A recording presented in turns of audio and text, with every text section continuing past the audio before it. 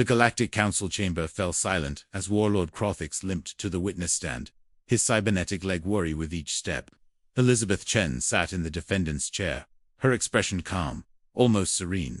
Beside her, Liam adjusted his translator collar, preparing to testify on her behalf. "Let the record show," announced Adjudicator Velmora, her crystalline voice echoing through the vast hall, "that human Elizabeth Chen stands accused of grievous assault against Warlord Krothix of the Jaykari Empire. How does the defendant plead?"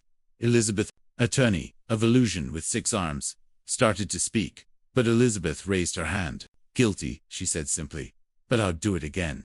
A collective gasp rippled through the assembled species. Liam closed his eyes, knowing what was coming.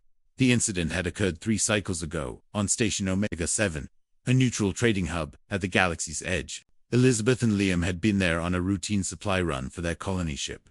They were explorers, scientists not soldiers. But humanity had a reputation that preceded them, whispered in fearful tones across 1,000 worlds. Never threaten what they protect. It started in the station's lower market, where exotic creatures from across the galaxy were traded, some legally, most not. Elizabeth had been browsing medical supplies when she heard it, a high-pitched whimper that struck something primal in her chest. She found the source quickly. In a rusted cage, barely large enough to contain it, sat a Zephyrian cub, no more than a few months old. Its silver fur was matted with filth, and one of its 6 legs was bent at an unnatural angle.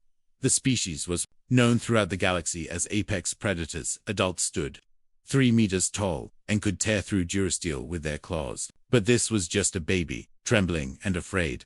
"How much?" Elizabeth asked the vendor, a squat Grabian with too many teeth. "Not for sale to humans," the vendor sneered. "Your kind gets attached." Elizabeth's jaw tightened, but before she could respond, a shadow fell across them. Warlord Krothix, commander of the Jaykari war fleets, towered over her. His species resembled Earth's insects, magnified 100-fold, with chitinous armor and mandibles that dripped venom. "The human wants to buy a predator cub," Krothix clicked, his translator rendering it as mocking laughter. "How pathetic. Humans pretend to be strong, but they weep over prey animals and baby monsters." Elizabeth ignored him, reaching through the cage bars to let the cub sniff her hand. It whimpered again, pressing its small head against her palm. "I said, how much?" he repeated to the vendor. Krothix's mandibles clacked in irritation. He had heard stories of humans, their ridiculous sentimentality, their stubborn refusal to follow proper hierarchy, their dangerous unpredictability. He decided to teach this one a lesson. "Worthless creature," he said. And before anyone could react, he kicked the cage hard enough to send it skidding across the floor. The cub inside yelped in pain and terror. What happened next was described differently by every witness. The station's security footage showed Elizabeth moving with speed that shouldn't have been possible for someone not wearing powered armor. She was at the cage in a heartbeat, ripping the door off its hinges with her bare hands. She scooped the injured cub out, cradling it against her chest with one arm. Krothix made his second mistake. He reached for his plasma pistol. He never cleared the holster. Elizabeth's other hand shot out, gripping the warlord's leg. The biometric sensors in the station's floor recorded a force of over 800 kilograms. Applied in a rotational vector, witnesses heard the screech of tearing metal and chitin, the pop of separating joints. Krothix found himself on the floor, staring at the smoking stump where his right leg had been.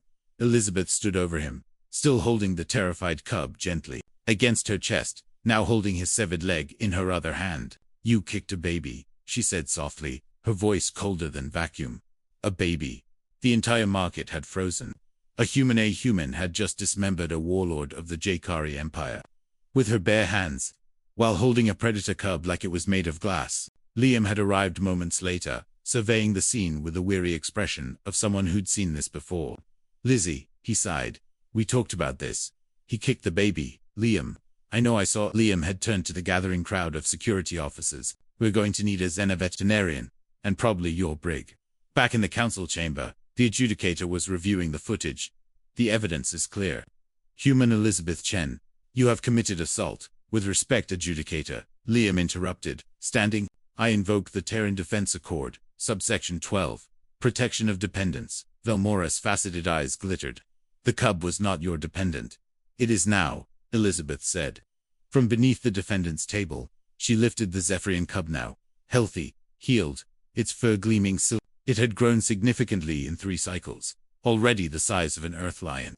It chirped happily, nuzzling against Elizabeth's neck. The chamber erupted in chaos.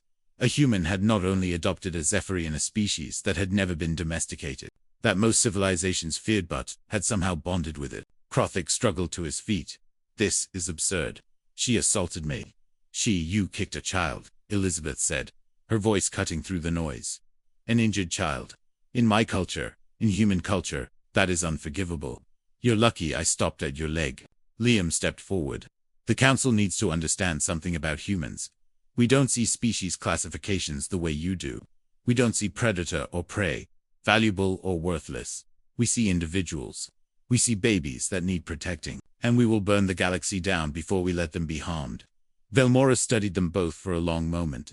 The cub yawned, displaying rows of crystalline teeth, then settled back into Elizabeth's arms, purring.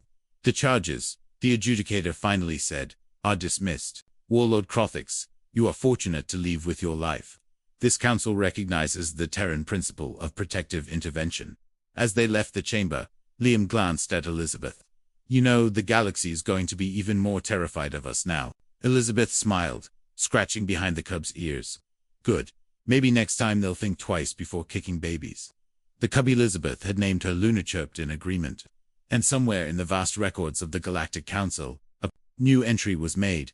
When dealing with humans, remember they hold their loved ones gently. Everything else is negotiable.